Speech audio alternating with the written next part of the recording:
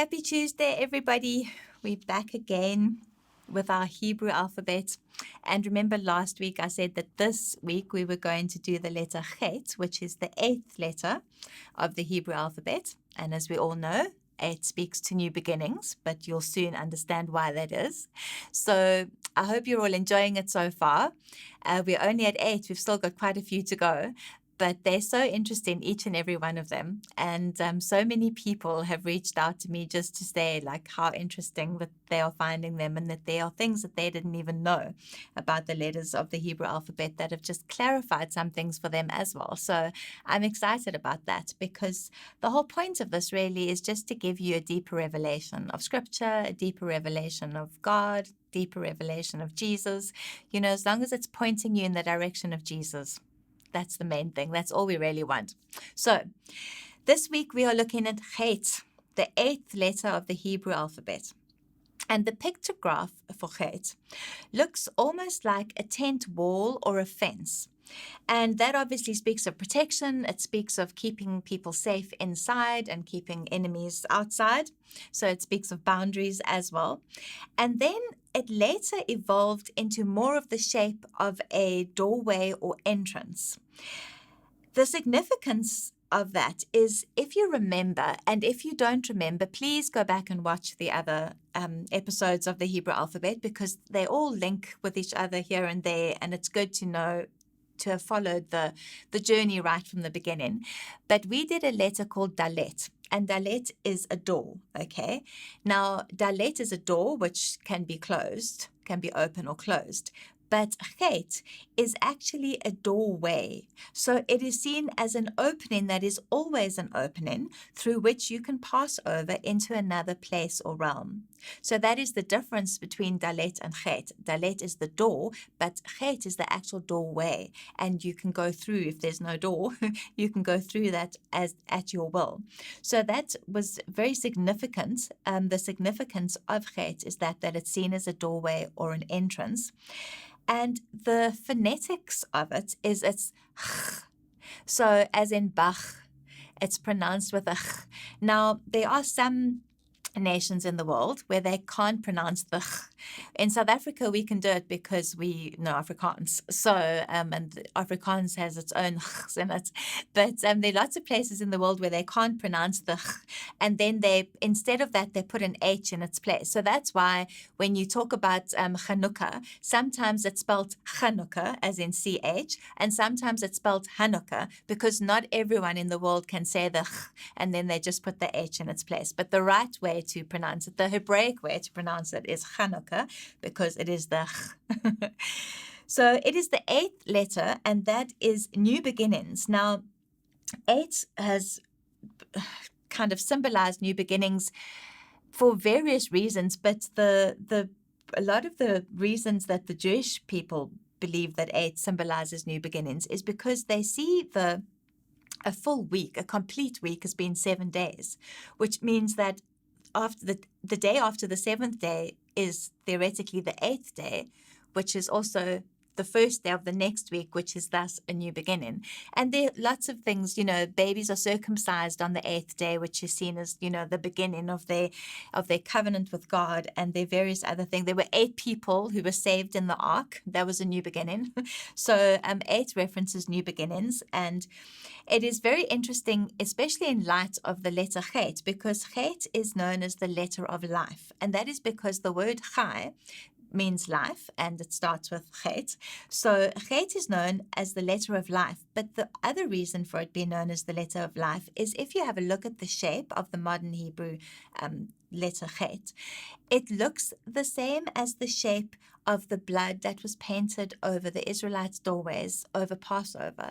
So when God told the Israelites to take the blood of the lamb and paint it over their doorways so that the angel of death would pass over them, and he would only kill the firstborn of the Egyptians, and he would leave the firstborn of the Israelites. The actual shape of that looks very similar to the letter Chet, and it's another reason why it has such a so symbolic of doorways, so symbolic of entrances, so symbolic of life. And so symbolic of new beginnings, because that was the final plague. The 10th plague was when the firstborn were killed. And that was the final plague that actually made Pharaoh change his mind about keeping the Israelites in Egypt, and he allowed them to leave. And so that final plague meant that the Israelites then got a new beginning, and they actually got to leave. So there's so much just in that one letter Chet. It's absolutely incredible. In classical Hebrew, and this is really interesting, okay, so in the classical Hebrew, Chet is made up of a Vav. Remember, we already had a look at Vav. And Zayin. Remember, we looked at Zayin last time. So Chet is made up of a Vav and Zayin, and it's joined at the top with a thin connecting line. Now, if you watched the Vav and Zayin episodes, which I hope that you did, and if you didn't, go back and watch them. Vav symbolizes man, because it's the sixth letter of the alphabet, and 6 is the number of man. So Vav often symbolizes man. Then Zayin symbolizes the crowned man, because there's a crown on the Vav, and we speak of the crowned man as Jesus. So you have Vav symbolizing man, you have the crowned man, the Zayin representing the crowned man or symbolizing Jesus, and then you have it connected by a yoke. A thin connecting line across the top of the two of them, which connects them like a yoke. And of course, we all know the scripture where Jesus says, my yoke is easy and my burden is light. And so that just speaks of our relationship with and our discipleship to Jesus. The fact that it is that we are yoked, that man is yoked to the crowned man, to Jesus, by this thin connecting line that almost appears to actually hover above the letter. So it's not a heavy yoke, it's not an oppression, it's not anything like that, it's not rigid, it's just this beautiful yoke that speaks or symbolizes our relationship with Jesus and our discipleship to Jesus. And then, because I love things that reference the bride, because the bride of Christ is just my passion, as you all know by now, if you know me well, it also looks very similar to in Jewish weddings. When a Jewish couple get married, they get married under a chuppah, which is the Jewish covering. So they stand under a chuppah to get married. And the chuppah is seen as not just a physical covering of the couple, but also the covering of God. And so it is the covering of the bride. So the chuppah just speaks to the wedding. So the Zayin, where Zayin represents the crowned man, but it also speaks of the bride, being the crown. The Chet just represents the chuppah, which is the covering, which just speaks to the wedding.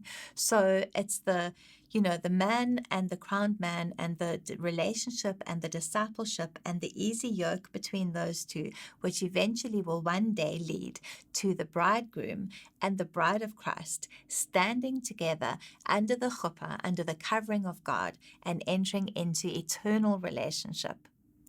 And that will indeed be a new beginning. So that is when the letter 8 is going to really come into its own, and also just the meaning of Chet, just life and covenant and doorway and all of those things that it symbolizes. So I hope that you enjoyed that.